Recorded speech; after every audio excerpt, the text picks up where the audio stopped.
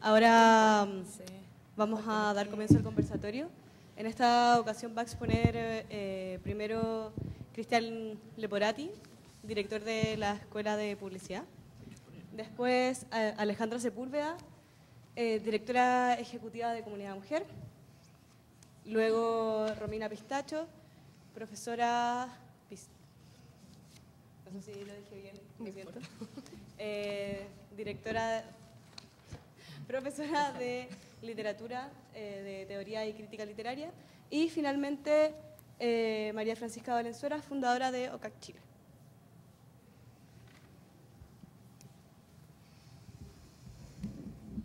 Hola, ¿cómo están? Yo no los veo para nada con esta luz, en verdad, cuesta mirar hasta arriba. Oye, hay que darle las gracias acá a la organizadora. En general, en una universidad se agradece que haya tanta proactividad, así que gracias por la invitación y gracias por organizar el evento, que enriquece un poco el discurso además de las clases, así que eso es bueno. A ver, yo no sabía qué había que exponer, yo pensé que era un conversatorio nomás, pero igual me traje un torpeo por acá.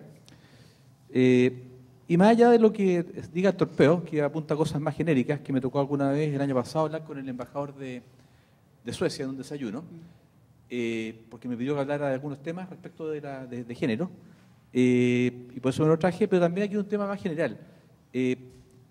Los que han sido alumnos míos saben muy bien, y si no por sentido común, que la publicidad simplemente es un espejo del país en que uno está inserto.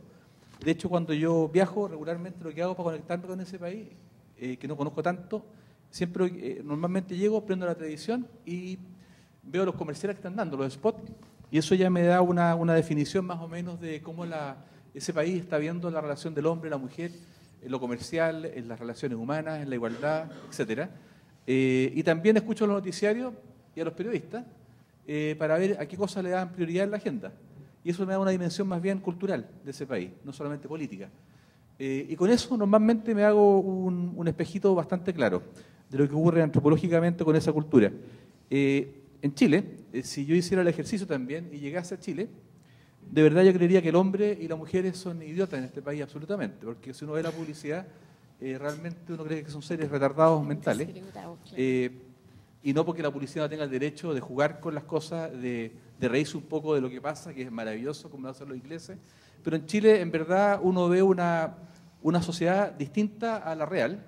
Yo siempre lo he dicho y cuando hago comunicación política es súper relevante el punto. El mundo digital llegó para igualar todo. El mundo digital nos trajo la igualdad, la información, la igualdad en el género, la capacidad de llegar a los poderosos y comentar con ellos y que ellos te respondan. El caso más entretenido es quizás el caso de Andrónico Luksic, que se atrevió a abrir una cuenta en Twitter y él te responde, y eso es maravilloso que pase, porque se va igualando, se va todo igualando. Entonces tenemos por un lado un mundo analógico, un mundo antiguo, en la cual existen los viejos y las viejas medias retrógradas, y tenemos un mundo nuevo, que es el mundo, digamos, de los sub 40, sub 35, quizás los milenios, que ya no tienen tanto los problemas que tenemos nosotros, en términos de relaciones de pareja, de igualdad, de oportunidades laborales, de oportunidades de poder, etcétera. Y en ese contexto se nota mucho en la publicidad chilena esa ruptura que hay entre el mundo antiguo y el mundo nuevo. Si uno ve la publicidad acá, en verdad los spots le están hablando a los viejos, no le están hablando a ustedes. Y por eso que ustedes tampoco ven televisión ya, por muchas razones más, obviamente, y es dramático. Ahora hay que hacer un poco el seguimiento para atrás de por qué la publicidad en Chile es tan retrógrada en términos de roles, en términos de igualdad de género. Y eso ocurre porque la publicidad no hay que olvidarse que es un servicio. Y por lo tanto le debe su existencia en términos económicos a las empresas. Por lo tanto aquí hay dos responsables. Un responsable que es la agencia de publicidad, que como asesora no es capaz de convencer al cliente de los nuevos tiempos, de los cambios culturales que hay relevantes en el país, y no es capaz nomás porque le da miedo. Lo sabe. Ustedes que muchos de acá son de publicidad y van a trabajar en agencia, el jefe les va a decir, oye, nosotros vivimos de esto y por lo tanto tú no puedes poner esto en este mensaje o armar el concepto de esta forma o la gráfica de esta forma porque vamos a perder la cuenta, por un lado. Entonces, en eso claramente hay un temor de las agencias, pero también no hay un rol social en las agencias ni responsabilidad social, que en verdad nunca la han tenido mucho, en apoyar un poco el cambio cultural que Chile trae, que trae por fuerza. Eso es inmanejable, viene. Por algo se creó en este gobierno el Ministerio de la Mujer, que debería ser un Ministerio de Género, no de la mujer. Pero bueno, habla un poco de la actitud que hay en este país con el tema. Entonces, por un lado está el culpable, que es la agencia. Otro dato que ustedes también quizás conocen más o menos, en Chile, más o menos el 96% de los directores creativos en la agencia de publicidad son hombres, no son mujeres. ¿Quiénes son los directores creativos? Los que inventan los conceptos de las campañas, los que inventan la narración, el storytelling. Y por lo mismo son los que están construyendo los roles en la sociedad. Ellos son los responsables máximos de lo que uno ve en términos publicitarios en la calle, en la televisión, en las redes sociales.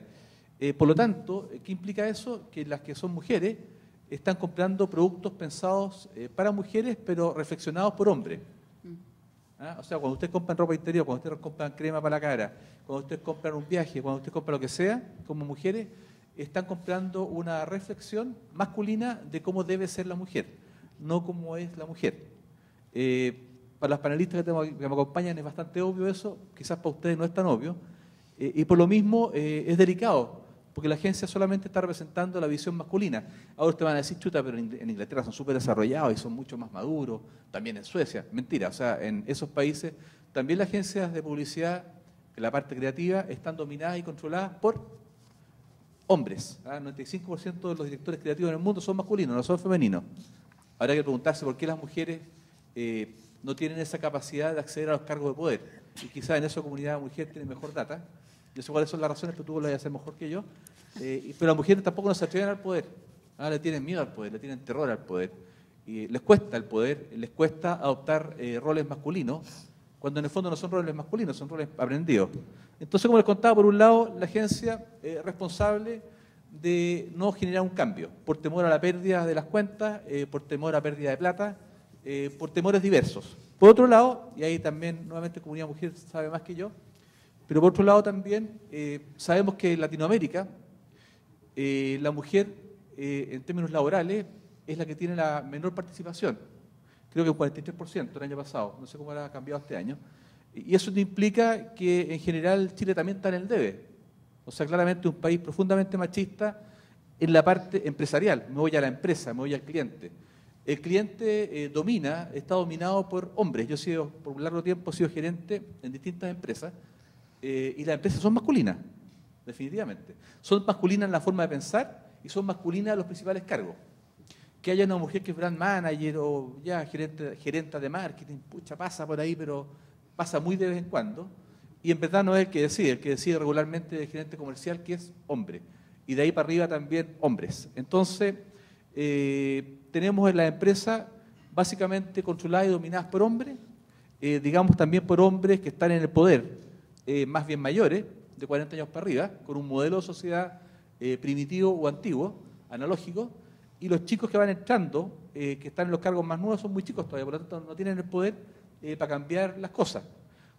Con lo que quiero decir finalmente en este aspecto es que lo que vamos a discutir, estamos conversando ahora, es un cambio generacional. O sea, claramente acá no hay pomadas mágicas, no hay remedios para esta cuestión, lamentablemente. Requiere de procesos generacionales. Y cuando ustedes, que son los nuevos, accedan a los cargos de poder, lo que estamos hablando acá nosotros va a parecer bastante estúpido y de otra época. Porque ustedes no lo traen eso en su cabeza y ustedes van a ser los que van a generar el cambio a futuro en las empresas de publicidad, en las empresas de medios, en también la literatura, porque también la literatura en Chile es muy masculina. Usted escuchaba la semana pasada hablar a Vargas Llosa de que somos bastante cavernarios, y tiene toda razón, pero regularmente esas cosas lo dicen los hombres en el mundo de la literatura y no las mujeres. Cuando lo dicen las mujeres son medias locas, ¿no? ¿O me equivoco? Lo dijo una loca. Entonces hay una serie de distorsiones que a mí me llaman la atención en ese aspecto. Y eso un poco les podría comentar por ahora. Tengo algunos datos acá más, pero en verdad creo que el problema en el ámbito mío, en el ámbito comunicacional, es que la publicidad todavía no asume un rol más bien social, de responsabilidad, porque depende mucho de la empresa, y la empresa en resumen es profundamente masculina, y tampoco asume un rol social de cómo apoyar una integración igualitaria de género. El ONU Mujeres tiene un eslogan al 2030 que ellas propugnan un mundo 50-50. Las empresas no lo están haciendo, no lo están haciendo porque no asumen el rol que deberían asumir, a pesar de lo que pasa en las calles, a pesar de que la gente está mucho más sensible a pesar de que hay una mayor presión social, a pesar del Ministerio de la Mujer, a pesar del gobierno que venga el año que viene, sea de derecha o de centro izquierda, a pesar de todos los apesares, las empresas algo le pasa que todavía no conectan con el mundo real. Usted no sé si lo vieron ayer, lo dijo Alberto Mayol, salió también por ahí en el mostrador, esa fiesta de la AFP Capital, fiesta de los ejecutivos en el Caribe, en el tema AFP, que es súper sensible, que todos ponemos plata obligatoriamente en eso, que es una empresa, digamos, más bien pública, no privada, tampoco lo entiende. Entonces, cuando uno ve que hay tantas señales en la sociedad de autismo en las empresas, no sorprende que también sean autistas en términos de igualdad de género. De verdad, a mí no sorprende en nada. Pero un poco, bueno, a ustedes les tocará el cambio y nosotros, obviamente, de nuestras respectivas posiciones, apoyando eso en los medios, con comentarios, en los paneles en radio, en las entrevistas en la televisión que uno le hacen de vez en cuando, y todas esas cosas, hacer fuerza por ese bien común. ¿Quién sigue? Ustedes son los que mandan. ¿Comunidad Mujer? Hola, buenas tardes, buenos días todavía. Bueno, me escuchan, ¿verdad? Contarles que yo soy de esta universidad. Yo salí, soy periodista, soy de la primera generación de periodistas de la Diego Portales, así que la verdad es que estoy muy contenta de poder estar en este encuentro, en este conversatorio. Y la verdad es que el tema básicamente que tenemos es un tema cultural profundo, ¿eh? Y para poder, en el fondo, motivar la conversación, traje un video de una campaña que realizamos en Comunidad Mujer el año 2014, que se llama Las Niñas Pueden, y que básicamente respondió a un momento en que algunas, muy pocas empresas empezaron a diseñar publicidades un poco distintas donde efectivamente se llamaba la atención sobre estos estereotipos y roles de género que están súper insertos en nuestra cultura. Entonces, la primera que partió fue una empresa de telecomunicaciones norteamericana que se llama Verizon, también Always, con una campaña que se llama Like a Girl, y nos encontró a nosotros diseñando esta que les vamos a mostrar, que obviamente es una campaña de una ONG. Yo trabajo en Comunidad Mujer, que es una organización sin fines de lucro que lleva 15 años trabajando en la promoción de los derechos de las mujeres en el ámbito público, educación, trabajo, política. Así que les muestro esto y seguimos conversando.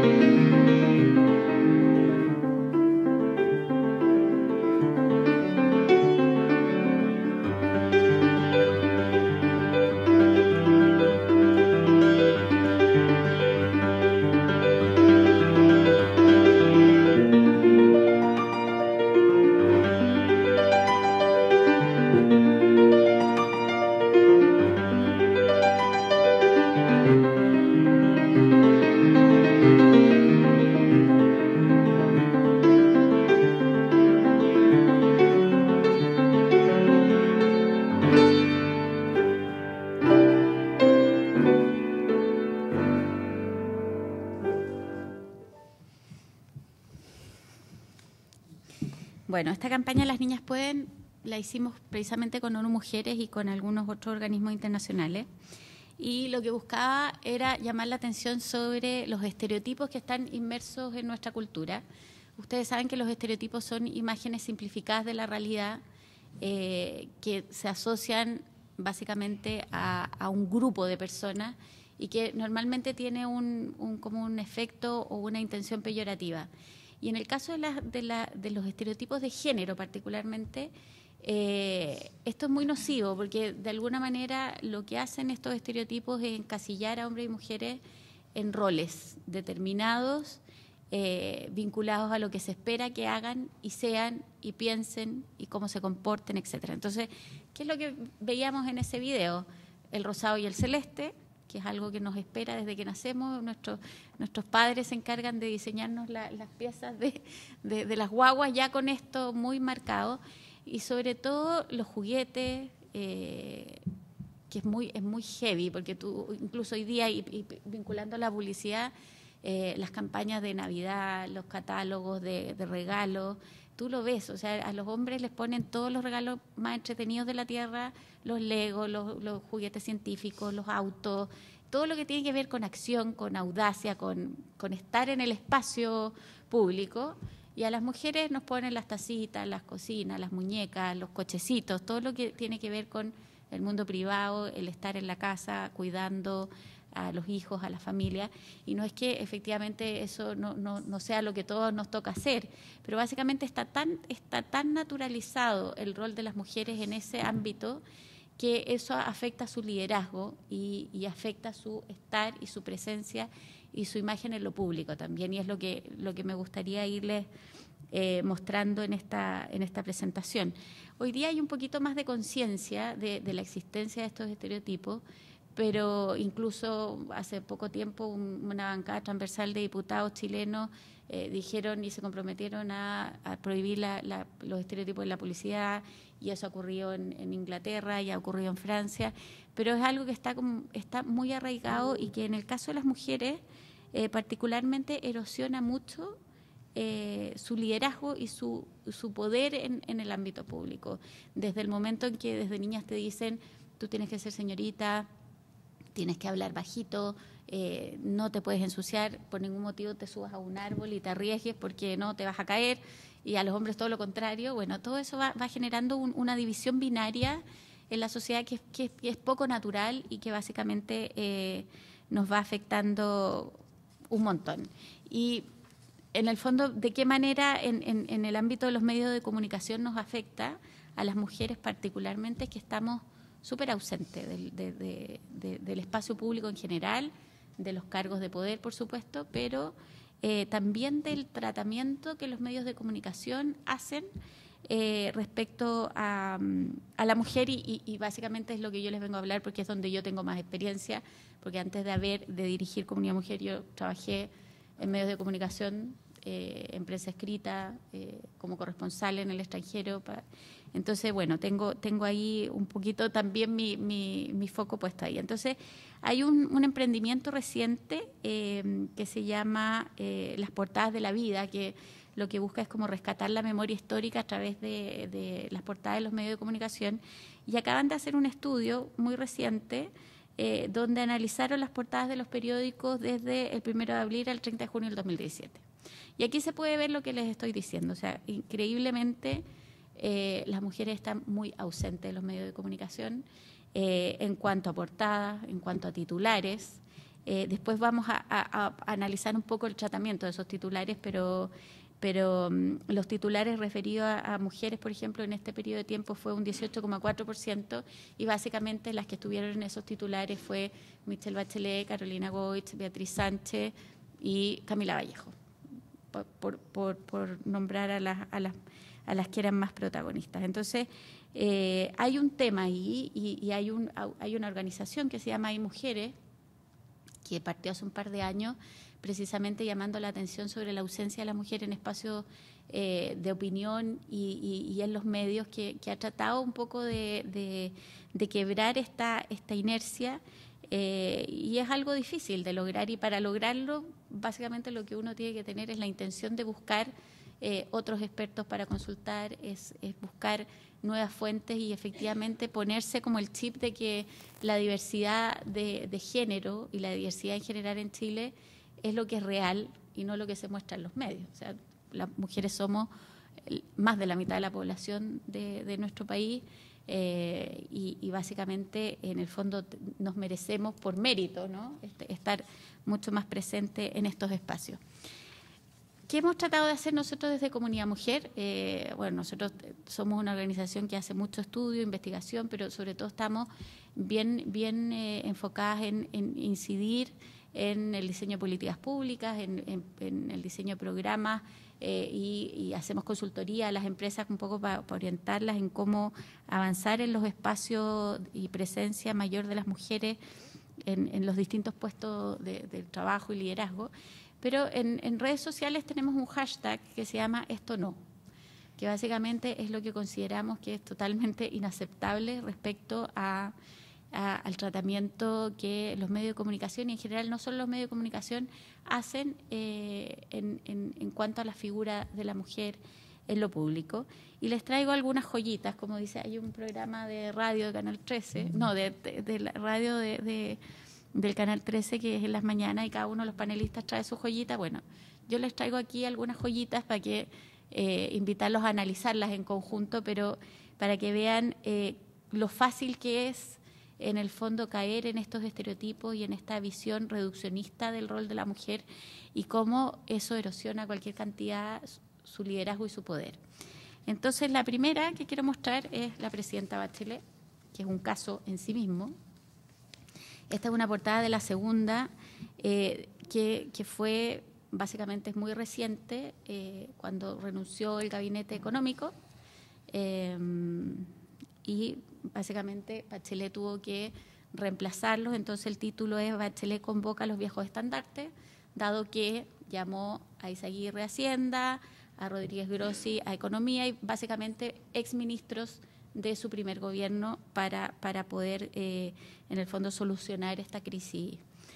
Pero si uno analiza, básicamente el título no tiene nada de malo. Es una forma de titular que es un poquito más coloquial, pero básicamente reúne el concepto de esto que echa mano de estos exministros. Pero la foto es absolutamente inapropiada. Es inapropiada y descalifica profundamente a la figura de la presidenta de la República, porque la muestra como con un poquito carita loca, como diciendo, ¡ah, mira, esto es lo que tenemos! Y esto es una decisión editorial. Esto es una decisión del medio. Me imagino que la portada de cualquier medio de comunicación la decide el director de ese medio. Y básicamente lo que hace aquí es poner a Bachelet en un gesto que no se condice con la gravedad de la situación y de la realidad de ese momento. Es como diciendo, esta es la foto que expresa el que yo me enteré por la prensa, el que yo no tengo nada que ver, el que yo me vado básicamente de la responsabilidad que yo tengo. Y ha sido una constante en los dos gobiernos de Michelle Bachelet el mostrarla muchas veces como en actitudes o como robarle la foto, pillarla en un gesto que básicamente no se condice con la altura de su cargo. Y ella no hace mucho estuvo en Estados Unidos, en el Wilson Center, y le preguntaron precisamente por estos temas de los estereotipos, y ella contó, dijo, claro, referidos a las mujeres en campaña, porque estaban comentando lo que había sido la campaña de Hillary Clinton. Entonces ella dice, claro, yo era la gorda, siempre hablan de quién me da las ideas, y aún hoy como presidenta es mucho el sexismo que hay. O sea, en general las mujeres que ejercen puestos de poder y máximo poder, como es el caso de la presidencia de la República, se ven constantemente cuestionadas respecto a su liderazgo, respecto a su poder, respecto a la capacidad real que realmente ellas tienen para ejercer ese cargo, y más bien se piensa que es como una cosa más bien dada y que tienen que escuchar a todo el mundo y tienen que tener muchos expertos alrededor, porque la verdad es que como que no, las ideas no se les pueden ocurrir a ellas. Y en ese sentido, sobre todo pasó en el primer gobierno de Bachelet, que todo el mundo criticó mucho su estrategia de convocar tantas comisiones de expertos para resolver o para generar y diseñar políticas públicas, y básicamente es un estilo y es una estrategia que finalmente han seguido todo el resto, incluso Piñera. Entonces, bueno, para mí, y ahí lo podemos conversar después, creo que lo de Bachelet es un tema. Obviamente el sexismo para las mujeres que ejercen poder no es algo privativo de Chile. Aquí les traje una portada del Daily Mail, que es el segundo diario más leído en Inglaterra, donde sale la primera ministra de Inglaterra, Theresa May, y la ministra principal escocesa, que se llama Nicola Sturgeon, en un momento súper álgido después del referéndum del Brexit, donde Escocia, como ustedes saben, no quería separarse de la Unión Europea, y ellas están negociando, en el fondo, la posibilidad de que Escocia haga un nuevo referéndum relativo a este tema. Y Theresa May le dice a la ministra escocesa, no, por ningún motivo, esto se queda así y ya está oleado y sacramentado. Y resulta que el Daily Mail publica este titular que dice que nos importa, a nadie le importa el Brexit, ¿cuál de estas dos piernas ganó? Es algo así. ¿Quién tiene las mejores piernas, en el fondo? Y nuevamente nos enfrentamos a una portada que es súper sexista, que básicamente lo que hace es enaltecer o destacar el atributo físico, para bien o para mal. Aquí básicamente las dos tienen buenas piernas, pero lo que se estaba negociando era un tema político del más alto interés y geopolítico, básicamente, y el Daily Mail finalmente termina restándole toda la importancia al momento, pero también al poder de estas dos mujeres, destacando como lo principal de ese día las piernas. Sigo, voy a ir más rápido. Este es un artículo de La Segunda, cuando fue uno de los cambios de gabinete que se ha producido en el gobierno de Bachelet, y donde básicamente lo único que se produjo un entronque ahí de Javiera Blanco, que se fue a Defensa, y Jimena Rincón se fue a Trabajo, y básicamente todos los ministros salen de cuerpo entero y a ellas dos les muestran las piernas. O sea, otra vez, nuevamente el sexismo en el tratamiento de los medios.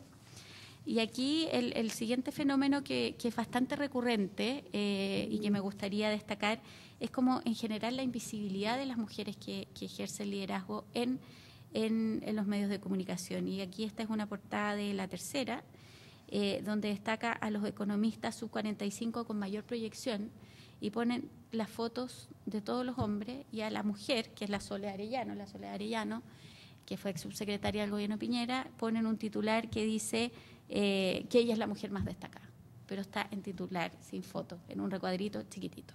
Eso no se imaginan ustedes lo habitual que es encontrarse con este tipo de joyitas, para qué decir, la cantidad de veces que uno ve puras fotos de hombres en distintos artículos, y las mujeres parecen como el decorado o el asunto anecdótico.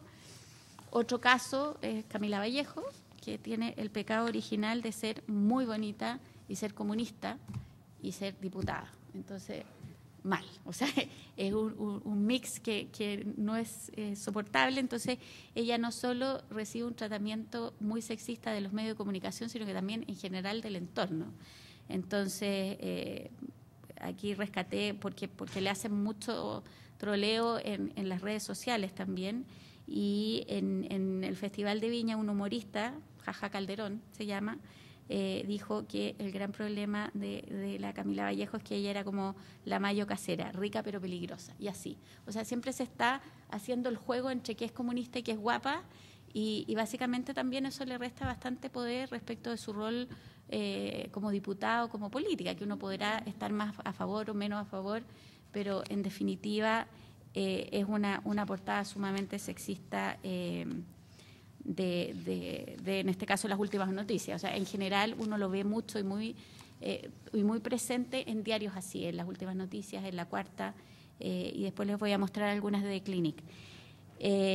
Después les traigo otras. Perdona, pero por último, la última noticia no es cínica, es espontánea y te lo dice. Es peor cuando un medio no te lo dice directamente en la imagen. Exacto. Tú lo subentiendes. Cierto. Eso es verdad. O sea, al menos son en su estupidez, son bastante francos y directos. Pero sí, los otros son peores, porque en el caso de La Segunda, con esa foto de la presidenta, hay una manipulación propagandística en eso. Pero absolutamente, es peor, exacto. Después aquí, y esto es como lo más dramático, y yo creo que aquí la Fran también va a poder, la Francisca va a poder poner mucho más tema, es lo que pasa con el tratamiento noticioso de la violencia de género y sobre todo de los femicidios, ¿ya? Y aquí les traigo dos portadas de La Cuarta que son francamente impactantes, y motivaron cartas al director de parte de Comunidad Mujer incluso, porque esta dice hizo anticucho con la polola, o sea, un hombre que descuartizó a su polola, y este es el titular que motiva. O sea,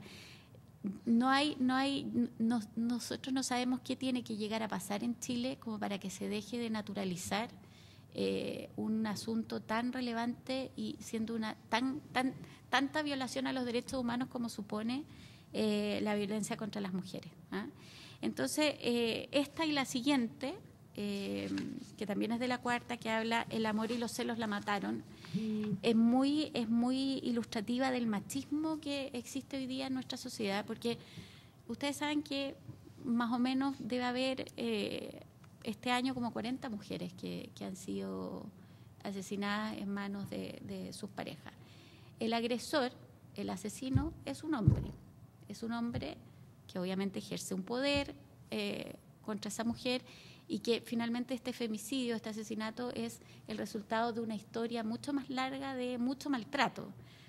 Y entonces, en el caso de esta segunda portada, aquí ni siquiera básicamente se culpabiliza al hombre del asesinato, sino que dice el amor y los celos la mataron. Entonces, ¿quién es la culpable? La mujer, que más encima que sufrió este tremendo crimen. La mujer es la culpable porque era bonita, porque el gallo la quería mucho y porque además le producía un montón de celos que otros la miraron, entonces la mató. Eso es heavy. O sea, yo les digo que es de las cosas más graves, porque todo lo otro que le mostré es tremendo, pero esto es peor, porque aquí estamos hablando de una de las mayores violaciones a los derechos humanos que hoy día sufren las mujeres en nuestro país. Y ni siquiera traje ejemplos de Nabila Rifo, que hay muchos. Bueno, ustedes saben todo lo que pasó en este matinal de televisión, donde básicamente dieron a conocer todo un informe del peritaje, en el fondo del caso de ella, y donde básicamente se hizo un festín enorme con su vida privada y básicamente con todo el caso de ella. Por último, y aquí me voy a quedar para no en el fondo tomarme tanto la palabra, porque hay otras personas a las que escuchar, traje estas otras ejemplos del The Clinic, ¿ya? Ustedes saben que este es un medio de humor político de muchos, muy sátiro, muy qué sé yo, que básicamente pone a todo el mundo a la palestra. No hay duda de eso. Y en ese sentido, las veces que hemos discutido este tema con una de las editoras de ese diario, siempre ellos se escudan mucho en la legitimidad del humor político como para poner en su portada hartas barbaridades, en el fondo. Pero aquí básicamente quiero analizar estas tres. La primera es una portada donde el objeto de la burla es Piñera, pero aquí lo que les quiero analizar es cómo a Piñera, para básicamente descalificar una declaración, una cuña que es un poquito obvia, absurda, es parte de sus piñericosas, como le llama este mismo medio, le ponen un cuerpo de mujer. Un cuerpo de mujer, y en el fondo asocian la tontera básicamente de lo que él dijo con un cuerpo de mujer. Eso es un recurso que el Clinic lo hace muy habitualmente y que a veces, bueno, toma un cariz un poquito peor, como el caso de Javiera Blanco, que esta fue una portada que fue bien polémica porque estaba justo en el cuestionamiento por las muertes del Sename cuando ella era ministra de Justicia, una interpelación en el Congreso, y le ponen el titular: ministra, preocúpese de los pendejos. Y muestran esta imagen, pero no solo eso, porque aquí hay dos cosas muy peyorativas. Por un lado, el tratamiento de una mujer que ejerce un cargo político con este tipo de exhibición del cuerpo, que es como bien aludiendo de alguna manera al cuerpo y a su sexualidad de una manera súper peyorativa, pero además está la descalificación que se hace de los propios niños en ese titular. Cómo se los califica de alguna manera. Entonces, bueno, yo creo que es una de las portadas que a mí más impresión me ha hecho, independientemente de la figura política y de la gestión que pudo haber hecho no la ministra, Básicamente me parece una portada que es sumamente sexista e inapropiada. Y lo mismo con esta otra, que es la reina Isabel. Bueno, habla esto una portada internacional, cayeron las bolsas europeas y básicamente también, de nuevo, el cuerpo de la mujer y en este caso además el cuerpo de una mujer vieja o adulta mayor o como lo queramos llamar, puesto de nuevo como un objeto de burla que seguramente le trae muchos réditos al Clinic, pero en el siglo XXI, en el año 2017, con todo el avance que las mujeres han logrado, la verdad es que no se merecen un trato periodístico de este calibre. O sea, y lo vemos como eso ha ido, de alguna manera, ¿qué es lo que ocurre? Que como los medios son formadores de opinión, como los medios básicamente están disponibles para todo el que los quiere ver, básicamente es muy peligroso que no exista que la ética periodística básicamente tenga estos problemas tan grandes respecto al tratamiento de un grupo de la población que es muy relevante y que de verdad ha sido muy vulnerado en la historia de nuestro país. Entonces, yo con toda la tranquilidad del mundo puedo decir que es básicamente algo que no debería pasar y yo lo condeno y lo he condenado públicamente y he escrito columnas y he mandado carta al director criticando este tratamiento en los medios. No voy a continuar porque la verdad es que me he tomado mucho tiempo. Sí creo que hoy día están pasando cosas interesantes, incluso en esta universidad. Ustedes saben que hay una cátedra Mujeres y Medios que está abierta a la participación de todos los alumnos de esta universidad y yo creo que es un súper buen espacio para que el que esté interesado en aprender más de temas de género y más básicamente del tratamiento que debiera en el fondo ser el que enaltece la diversidad y el que realmente se pueden, sin perder la independencia que tienen los medios de comunicación, ser mucho más correctos en el uso de imágenes, lenguaje, etcétera. Es este espacio que lo dirige la Paula Escobar, que es editora de revistas del Mercurio, así que se los recomiendo. También hay una guía ilustrada para comunicadores con enfoque de género que elaboró el Gobierno de Chile, que fue una guía que estaba hecha para las distintas oficinas de comunicación de cada uno de los ministerios, pero hoy día hay espacios para aprender de esto y yo lo que quiero decir es que de verdad tómenselo en serio, porque no es, la verdad es que no es aceptable que a estas alturas, como yo les decía, los periodistas y los medios de comunicación se tomen de manera tan liviana algo tan importante como es la igualdad de género, que es uno de los desafíos país que hoy día tenemos más, en el fondo, con más pendiente, de alguna manera. Muchas gracias.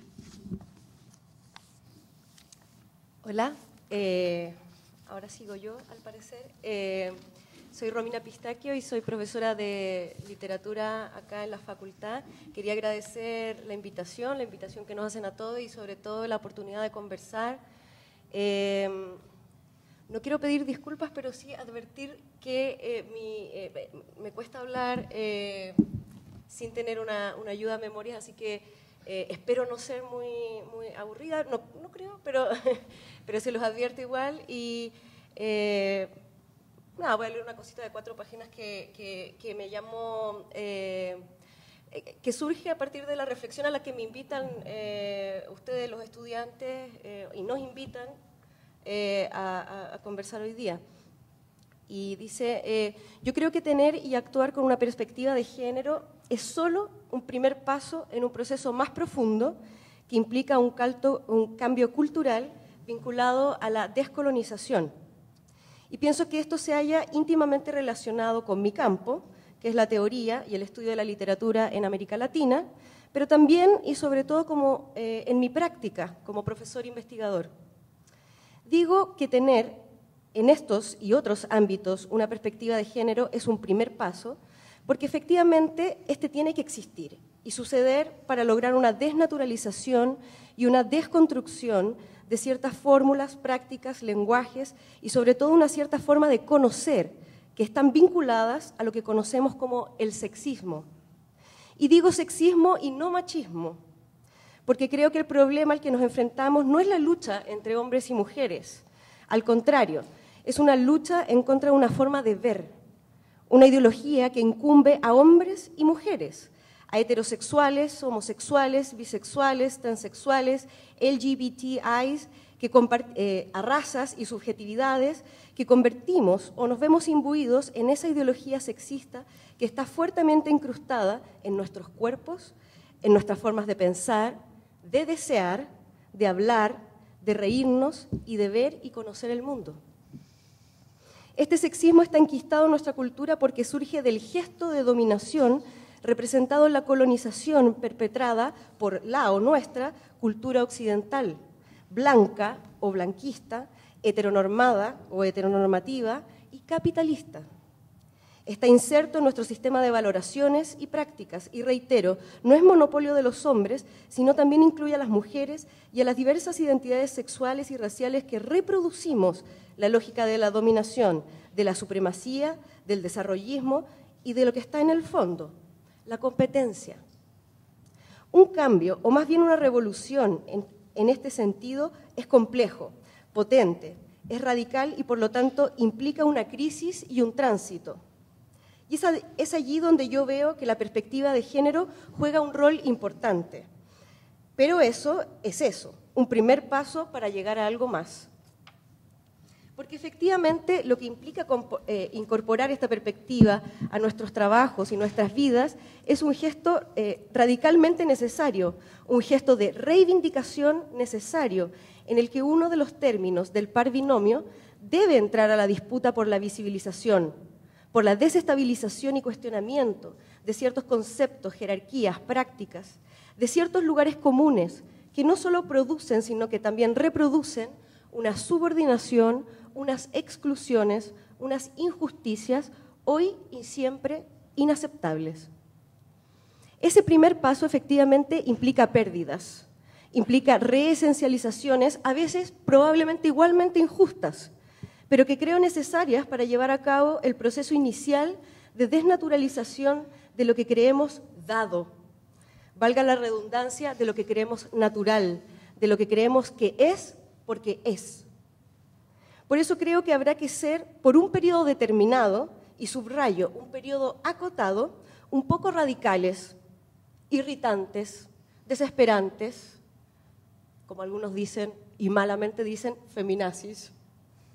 Habrá que desafiar cuestiones que nos parecen inocuas, como la risa, el chiste, aquello que se nos ha hecho creer que es de sentido común, lo normal, el así somos y es parte de nosotros, el está en nuestra idiosincrasia. Habrá que pelear el hecho y la costumbre que dice que las mujeres hemos nacido para dar vida. Y no estoy hablando de la distribución de roles en los hogares, estoy hablando sobre el derecho a la autodeterminación, independientemente de los órganos sexuales que componen nuestros cuerpos. Efectivamente, se tendrá que pasar por un primer momento muy impopular de hablar sobre los nuevos condicionamientos de las mujeres que hoy cierto, nos invaden a través de prácticas que parecen tan pertinentes y evolucionadas como el colecho o el homeschooling. Estoy hablando de las leyes de cuotas para mujeres, pero también para todos aquellos que sintomáticamente, en el argot teórico, hemos llamado otredades o subalternos. Estoy hablando de intervenir el humor, de desafiar nuestro lenguaje, con cuidado y respeto a la historia, a la que no planteo borrar bajo ninguna circunstancia, al contrario, repensar nuestra gramática, depositaria de las leyes que ajustan nuestra posición en el mundo. Estoy hablando de lograr un transitorio equilibrio, de lograr igualdad ante la ley, nada más y nada menos. Igualdad ante el trabajo, y de una igualdad, eso sí que considere ciertas diferencias que nos hacen imprescindibles en el mundo. Luego de llevar a cabo este proceso complejo que no estará exento de conflictos y contradicciones, pienso que podrá realizarse una revolución más grande, una revolución que desafía nuestra dialéctica o nuestro pensamiento dialéctico. Y es un cambio, pienso, en nuestra forma de relacionarnos. Tan simple y tan complejo como eso. Aspirar y desear a cambiar nuestras formas de relación. Y aquí quiero hacer un pequeño viraje, un close-up a mi disciplina de estudios y a mi experiencia. En alguna oportunidad asistí a una conferencia grande, internacional, que en su programa presentaba una mesa en la que reconocí yo algunos nombres que me interesaba escuchar, pero era una mesa que definía su asunto, su tema, en forma poco convencional, no era evidente. Era una mesa constituida por mujeres intelectuales, estudiosas de la literatura y la cultura de América Latina, que se reunían para conversar de su experiencia. En esa mesa estaba representado lo que desde el punto de vista de la teoría feminista podríamos explicar como los diversos posicionamientos de las mujeres frente a la cuestión de género. Estaban las activistas feministas indígenas y las activistas feministas indigenistas. Estaban las indígenas, perdón. Estaban las intelectuales que a fuerza y tesón de integrar un campo históricamente reservado para las voces masculinas se habían hecho camino utilizando y transvistiendo el lenguaje del padre. Otras que escogieron y decidieron como mujeres estaban llamadas y más certificadas a hablar por este género y desde allí reivindicar una voz obliterada. En ese escenario ocurrió algo que me pareció en ese momento y todavía hoy interesante, y es lo que quiero rescatar. En esa mesa se dio una dinámica que quiero pensar fuera de la perspectiva de género, porque quiero subrayar y sostener que esencializar una o unas condiciones exclusivamente como femeninas no solo sería ir en contra de mi argumento, sino también de lo que creo. Es verdad que era una mesa constituida principalmente por mujeres, pero para mí esto no era lo primordial. Lo más importante fue cómo se desplegó una dinámica de diálogo. Era un diálogo en primera instancia y una conversación. No era una lectura de ponencias en la que cada expositor o expositora demostraba su vasta erudición en relación a su especialidad. Se trataba de un intercambio gratuito de intervenciones donde se hablaba de la experiencia personal de haber sido estudiosas. Se conversaba de las anécdotas que las habían reunido a pesar de las distancias geopolíticas. Era una plática sin pretensiones de publicación ni registro autorizado, sin argumentos a rebatir y a defender, sin corpuses que legitimar, ni cánones que garantizar, ni categorías que validar.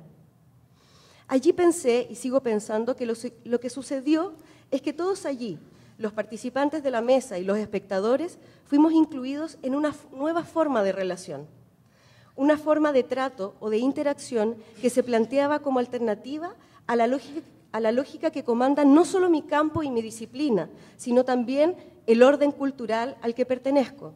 Se trataba de la lógica de la colaboración y la cooperación. Es aquí donde quería llegar. Creo que nuestro gran desafío no es solamente la perspectiva de género, sino la revolución de la colaboración. Exactamente todo lo contrario a la lógica de la competencia, que como motor de la necesidad de dominio ha pervivido dentro y fuera de la academia, dentro y fuera de la ciudad letrada. Ayer, en nuestra historia remota, colaborábamos porque necesitábamos sobrevivir. Cuando logramos dominar aquello que nos amenazaba, la colaboración ya no fue necesaria y nos propusimos sobrevivir como individualidades, compitiendo con aquellos con los que alguna vez colaboramos para no desaparecer. Hoy, cuando en un nuevo contexto histórico nos estamos entre nosotros haciendo desaparecer, porque hemos llevado nuestro deseo de subsistir a los límites de un éxito sin sentido, es cuando se hace necesario replantearnos la idea de volver a colaborarnos para poder convivir. Eso es.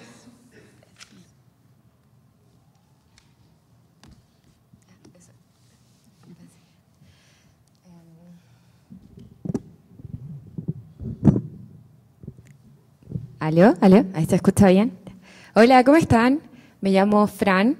Perdón, me voy a poner... Es que si no, no puedo ver bien la presentación. O quizás me paro, no sé. ¿Me puedo parar? No. Bueno, yo me llamo Francisca, soy feminista, activista feminista. Me hice conocida porque fundé una organización que se llama el Observatorio contra el Acoso Callejero, que le fue bien y bueno, hace un rato ya me dedico a estos temas y agradezco mucho la invitación y a la gente que se quedó y bueno, los que se fueron, me identifico mucho, yo era de las que se iba, así que no voy a decir nada. Pero la verdad es que quiero hablar de varias cosas. Me dijeron que esta es una presentación para comunicadores, pero también hay gente que estudia publicidad, me imagino que hay gente que estudia periodismo, así que vamos a hacer una revisión de varias cosas y voy a hacerlo lo más rápido que pueda, lo prometo, para que puedan ir a almorzar. Bueno, lo primero es que usé esta lámina básicamente para explicar lo que es el género, ¿cierto? Muchas veces nos vamos en definiciones que son súper teóricas, pero a veces sirve más lo concreto. El género es esto, es el sexo socialmente construido. Nosotros lo entendemos de forma binaria, que es femenino-masculino, y son todas las categorías y todas las cualidades que asignamos a los sexos. ¿Qué gracia tiene esto? Bueno, primero pido perdón porque soy muy mala haciendo PPT, muy mala. Y a veces pongo cosas que se ven pixeladas como eso. Entonces, bueno, no sé, por ejemplo, el hombre sale de sexo gigante, la mujer sale ropa gigante, generador de dolores de cabeza, ¿cierto? Cosas que son bien estereotipos y que precisamente tienen que ver con la construcción de género. ¿Cuál es la gracia de eso? Que cuando nosotros construimos género, lo hacemos a través de pares de oposición. Fuerte, débil, no sé, sensible, como muy racional, etcétera. Siempre funciona en base a pares de oposición, pero la valorización de las cualidades que ponemos en lo masculino son como más bacanes que las que ponemos en lo femenino. Socialmente lo entendemos así, o los valoramos de esa forma. Por lo tanto, esto deriva en acciones que nos hacen desiguales, porque hay gente que me dice, ya, pero ¿qué tiene que ellas sean así y nosotros así? No le ven lo malo. Bueno, lo malo es que eso deriva en acciones que nos hacen desiguales y crea cifras tremendas, brechas horribles, violencia, etcétera. Ese es el problema. Por eso cuestionamos todo este tipo de educación. ¿Pueden seguir, por favor? Bueno, entonces, el género es súper importante. Ella, que es Simone de Beauvoir, fue una seca. Yo no sé si saben que el género es posterior al feminismo. A veces hay una confusión entre que feminismo y género. Feminismo es un movimiento político, social y político que surge desde la Revolución Francesa para adelante. Género es un concepto que es científico, desde las ciencias sociales, que surge en la década de los 60 con ella. Cuando ella dice por primera vez, la mujer no nace, se hace, yo la construyo, por lo tanto es una categoría de análisis que yo puedo identificar y decir, hay un problema y yo puedo usar esta variable para descifrarlo. Puedo sacar cifras, puedo mostrar desigualdad, estereotipos. Ahí empieza la reflexión, con la bacán de Simone de Beauvoir, en los 60, de ahí para adelante. Bueno, entonces, ¿qué quiere decir cuando yo hablo con perspectiva de género? Porque a mí me dijeron ya una cosa para comunicadores con perspectiva de género. Cuando yo digo quiero incorporar perspectiva de género es porque estoy identificando un problema en el cual el género es relevante. ¿Qué quiere decir? Bueno, ese es un episodio en que ahí se manda un pitch medio feminista, así que les dejo como tarea investigar de dónde es, pero justo esa escena. La cosa es la siguiente. Si yo veo, por ejemplo, un episodio de violencia y digo, en las familias resulta que hay mucha violencia y una de las parejas muere. Pero si yo miro de cerca y me fijo que en, no sé, 8 de los 10 casos, 9 de los 10 casos, quien muere es una mujer en manos de un hombre, el género es interesante para explicar ese fenómeno. Y lo mismo vale para cualquier escenario.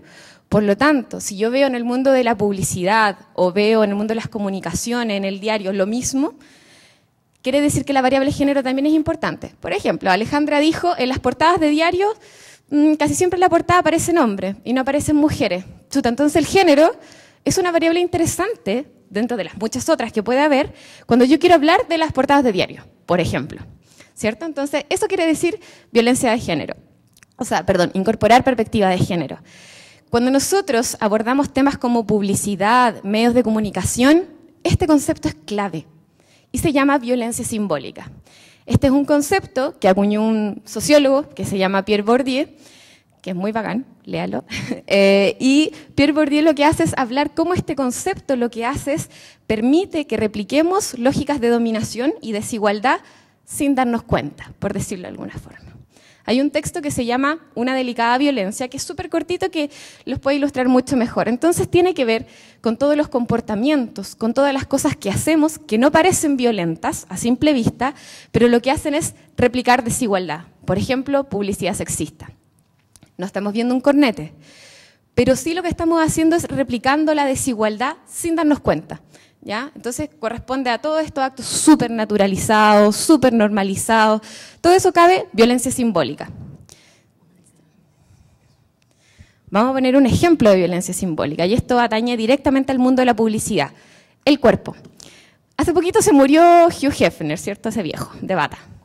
Bueno, la cosa es que el viejo de bata, mucha gente, a mí me impactaba cómo había opiniones súper diversas en que no, es que era un proxeneta, pero por otra parte ayudó a la liberación del cuerpo.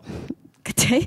Entonces yo decía, ya, ayudó a la liberación del cuerpo, pero ¿de qué liberación estamos hablando realmente? Porque si una mujer amamanta en la calle, la sancionan, ¿cachai? Entonces, ¿qué cuerpo liberó Hugh Hefner realmente?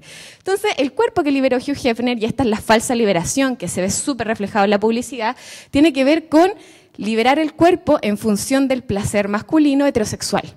No hizo nada más, sino el tetazo y esas cosas en Argentina no tendrían sentido, porque el cuerpo está liberado, pero no está liberado. Él lo que hizo fue eso, que es como la mujer en la cerveza Cristal, ¿cachai? Así.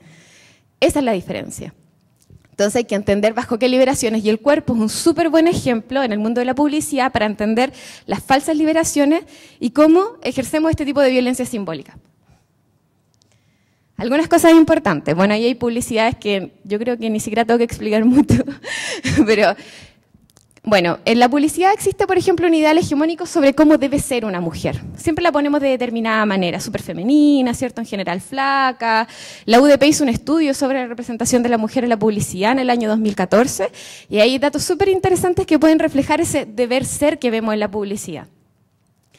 El valor en la juventud, las mujeres no tenemos derecho a envejecer, somos todas jóvenes en la publicidad regia, o sea, crema para no arrugarte nunca, pero nunca vemos un hombre diciendo nunca me quiero arrugar en una publicidad, ¿cierto? Las mujeres no tenemos derecho a envejecer socialmente, y en la publicidad se refleja harto la gordofobia y el culto a la delgadez, la mujer como un espacio de imperfecciones a corregir. Bueno, la celulitis es un invento como creo que de los 70, 80, antes de eso nadie hablaba de celulitis, pero cuando aparece una pierna que no tiene celulitis y dice, me estoy sacando la celulitis, bueno, el espacio de la mujer como imperfección, como un espacio imperfecto. Arreglarse en función de un otro, que tiene que ver con la falsa liberación que hablamos de Hugh Hefner, ¿cierto? Que supuestamente nos liberó los cuerpos, pero no podemos amamantar porque esa liberación no.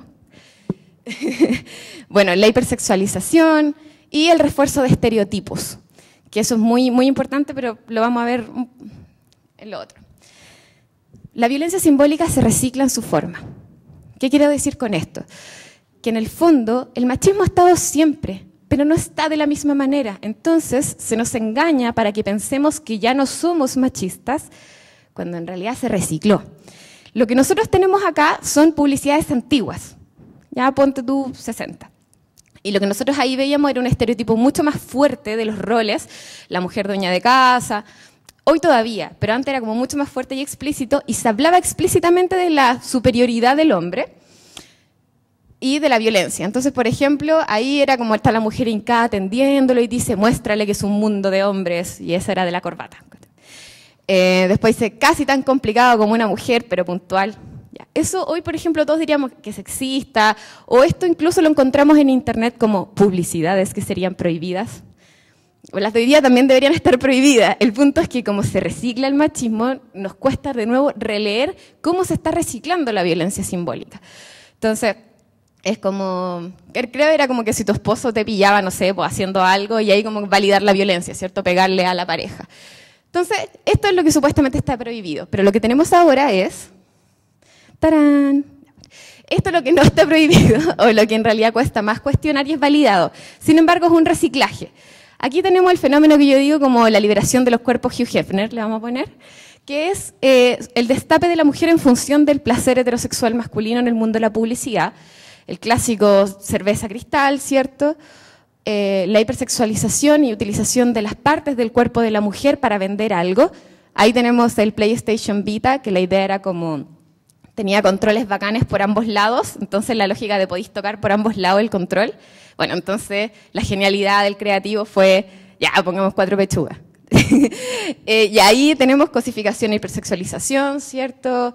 El placer heterosexual orientado a lo masculino, la mujer como el espacio de imperfecciones a corregir, ¿cierto? El culto a la delgadez, el estereotipo. etc. Y antes de pasar a la segunda parte también, perdónenlo rápido, pero es que en verdad no quería pasarme el tiempo. Sí, pásenme el ejemplo clásico de violencia simbólica está en Barbie. Yo no sé si sabían, pero Barbie es una mujer imposible en la realidad. Si yo quisiera replicar esas dimensiones, no lo lograría nunca. Porque en el fondo Barbie ahí dice, yo les dije que soy mala y que pongo cosas pixeladas. Perdón. Pero arriba dice que Barbie no se puede la cabeza, por ejemplo. O sea, si yo quisiera hacer Barbie realidad, Barbie no se puede la cabeza, en la cintura es tan chiquitita que no le caben los órganos. O sea, una mujer que no le caben los órganos, se le cae la cabeza, las muñecas ya está tan chiquitita que en realidad ya no podría tomar nada. Las piernas son demasiado largas, no se podría apoyar en los pies, tampoco puede caminar. Entonces, Barbie no puede caminar, se le cae la cabeza, no le caben los órganos y no puede tomar nada. Este ideal, ¿cierto?, de belleza, y que es un ícono que también se replica a veces en, no sé, por los monitos animados, las películas de niños, estas proporciones de mujeres, no son reales, no son posibles. Entonces, esto, por ejemplo, es un muy buen ejemplo de violencia simbólica, de cómo en realidad estamos reforzando un ideal, un estereotipo, algo que es inalcanzable y que presiona y daña a mujeres para lograr algo que ni siquiera es posible. Por eso lo puse de ejemplo. Ahora, la parte de comunicadores, es importante varias cosas. Primero, que se encuentran influidos por estereotipos de género, tanto en su quehacer periodístico como en la forma de comunicar. Eso quiere decir que cuando yo le mostré una Barbie atrás y eso también se ve en los medios de comunicación. Las exigencias que le ponen a las comunicadoras y a los comunicadores no son las mismas a nivel de estereotipo, tanto físico y en la forma de ser. Entonces los replicamos no solamente en el contenido que entregan, sino cómo ellos te tienen que presentar ante el mundo. Ya, como no, que ella sea flaca, que esté bien peinada, que esté maquillada, etcétera, etcétera. Existe desconocimiento de lo que implica considerar perspectiva de género. No se enseña la perspectiva de género, por lo tanto tampoco es que los vamos a castigar y vamos a decir a los comunicadores, oye, que penca en realidad que no tengan perspectiva de género, cuando no es algo que tengamos incorporado como una educación para lograr una mejor forma de comunicar. Se desconocen protocolos y la ética adecuada al momento de referirse a determinados temas. El caso de Nabila Rifo, por ejemplo. Comunicacionalmente hubieron tantos errores, lo vamos a hablar un poco más adelante, que es increíble realmente lo necesario que es incorporar estos temas, porque a nivel ético se violaron un montón de cuestiones, pero lo vamos a ver. Y hacer las preguntas adecuadas muchas veces. O sea, si tenemos un tema de género, por ejemplo, que puede ser interesante, muchas veces qué preguntarnos o cómo abordarlo es necesario, como motivar buenas reflexiones. Algunos errores clásicos, que es un poco también lo que estuvo hablando la Alejandra, pero lo vamos a poner como por tema. Refuerzo de estereotipos. Aquí tenemos sexismo puro. Cuando nosotros vemos a Tomás González o los hombres deportistas, por ejemplo, vemos Tomás González se quedó con la medalla de oro en la Serie Mundial de Varna. Súper bien Tomás González. Pero las 6 deportistas más sexys de los Juegos Olímpicos de Río, entonces replicamos características como la hipersexualización, ¿cierto?, el estereotipo de quién es pareja. Nuevamente lo que decía Alejandra, que el valor de la mujer no está muchas veces en lo que hace o en lo que piensa o en sus ideas, sino en cómo se ve, a quién le corresponde, en cuestionarla. Por lo tanto, el refuerzo de estereotipos es clave. Y en el mundo del deporte, si analizamos noticias deportivas, lo van a ver muy claro.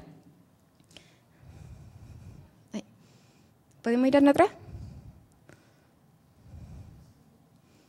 ¿Cómo?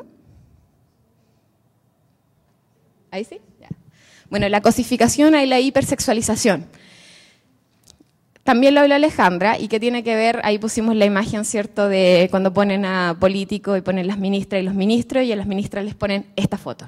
Además que, perdón, la lectura de Jimena Rincón asumió ahora la Secretaría de Trabajo y salen sus pies. No sé, como insólito.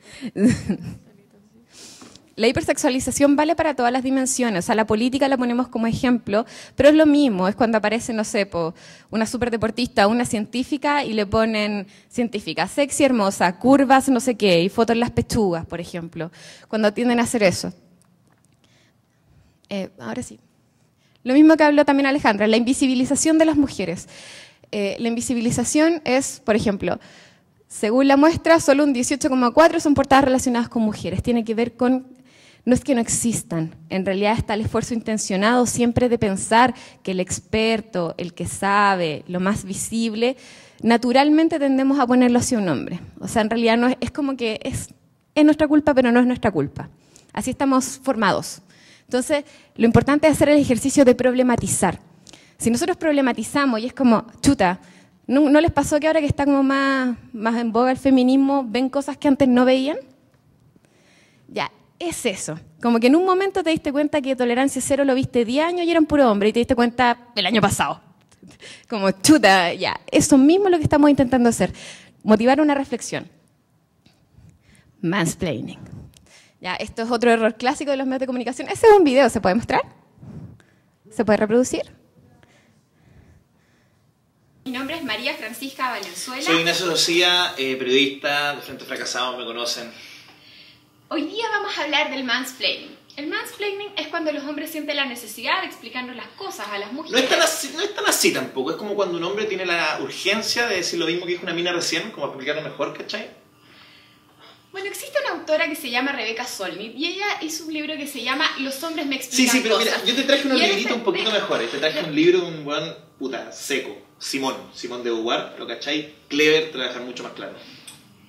Bueno, las feministas llevamos un tiempo trabajando este tema y existen distintos espacios donde está el mansplaining. Por ejemplo, en las reuniones, cuando nos interrumpen. Sí, pero siempre como yendo al choque, las minas siempre peleando, sería un poco más inteligente si se ven, ¿cachai? Como y así dialogamos todos ganamos igual. Bueno, igual llevamos un tiempo trabajando este tema, no es como que... Oye, Fran, el plano lo hiciste tú, está como medio malo, está como medio chueco. No, lo hizo el Pancho. Ah, está bueno. Bueno, ese es un video que hicimos con mi amigo Ignacio para explicar el tema del mansplaining. El mansplaining ocurre mucho en los medios de comunicación y nos damos cuenta. Y no solamente tiene que ver con pensar que el cabro es más experto que la mujer que tiene ahí presente, sino además con el mijiteo, como invalidar. Ya, les voy a contar una experiencia. Una vez fui a una entrevista con Julio César Rodríguez y le hablé de acoso callejero y su respuesta fue como, ay, mi amor, pero eso no es así.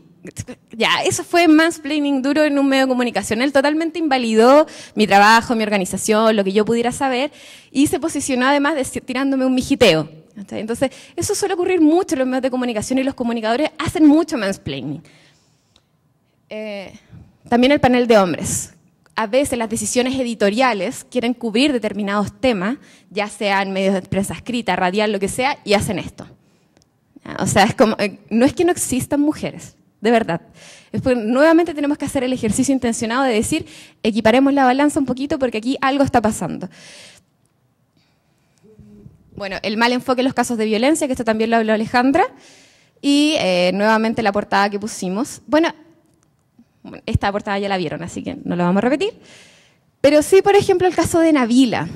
En el caso de Nabila ocurrieron tantos errores comunicacionales que es impactante. Bueno, lo primero que supimos de Nabila, cierto, es que una mujer que le sacaron los ojos, eso es importante también. Por ejemplo, en los medios de comunicación, abordar mal estos temas va desde cómo escribimos el titular y no si es como la cuarta, sino a veces cuando se pone en un lenguaje como pasivo, no me acuerdo bien la expresión, pero por ejemplo cuando dicen, mujer perdió los ojos. Oye, Nabila no es como que iba caminando y, se me perdieron los ojos. No, le sacaron los ojos. Entonces también esas decisiones editoriales, las cuales siempre tendemos a encubrir el agresor o poner mal el enfoque, también son errores. Entonces el caso de Nabila va desde que se reveló el informe ginecológico, se viola entonces una dimensión ética, se farandulizó con el caso, violando su privacidad, su intimidad. Los medios le entregaron un montón de valor a que Nabila tuviera un nuevo pololo. Era como que la vida se le resolvía con el amor, más o menos. Sin embargo, nadie se hace cargo de la reparación de Nabila. ¿Ya? ¿Qué pasó con Nabila después? Entonces, la falta de profesionalismo en el caso de Nabila es muy impactante, así que como un ejercicio lo que podrían hacer es analizar el caso de Nabila de principio a fin, si alguien está motivado, y ver todos los errores que cometieron los medios de comunicación cuando se abordó este caso. Bueno, y algunos tips, y con esto termino, y muchas gracias por haber esperado, es que tenemos que cuestionar el exceso de estereotipos o el refuerzo de los mismos. Por ejemplo, dar por hecho algo. Si, por ejemplo, estás haciendo una entrevista o algo, asumir que porque es mujer tiene que ser buena mamá. Como cuando a la Anita Tijoux le preguntan, oye, ¿usted cuando viaja, dónde deja a su hijo? ¿a qué hombre artista le preguntan eso? O sea, en el fondo tú al tiro estás asumiendo cosas por temas de estereotipos, ¿cierto? Y encauzando. A eso vamos con cuestionar el exceso de estereotipos. Lo mismo el caso de Camila Vallejo, todas las alarmas encendidas porque fue con su bebé, con la Adela, al Congreso. Y entonces y ahí comunicacionalmente de nuevo el tema de estereotipos se hace tan fuerte que empezamos a emitir juicios y a hacer abordajes que no son los más adecuados. Utilización de un lenguaje inclusivo es súper importante. Visibilización de las mujeres en las diversas áreas, fijarnos cuando hay paneles de hombres, fijarnos cuando en realidad se está haciendo mansplaining o nuevamente cuando hay expertos, hay expertas, así como los medios les cuesta un poquito ese tema. Bueno, adecuado enfoque cuando se exponen los temas de violencia, en general no bromear, nunca cubrir si algo es un chiste, la violencia es violencia y tenemos que comprometernos con la erradicación a nivel social. No realizar mansplaining cuando se invita a una experta o expositora de un tema. Ustedes ahí vieron el ejemplo de lo que es el mansplaining, porque a veces me dicen como, uy, no sé si estoy haciendo mansplaining o no. Y es como, no, o sea, estás haciendo mansplaining si en realidad te estás poniendo en calidad de experto por sobre algo que no sabes y solamente estás abusando porque es mujer y sentís que puedes hacerlo. Como, no, yo te voy a hablar de feminismo o yo te voy a hablar de tu situación de desigualdad cuando nunca la he vivido. Como ese tipo de cosas. Y bueno, evitar la hipersexualización y cosificación de las mujeres, con los ejemplos que vimos atrás. Y eso, muchas gracias.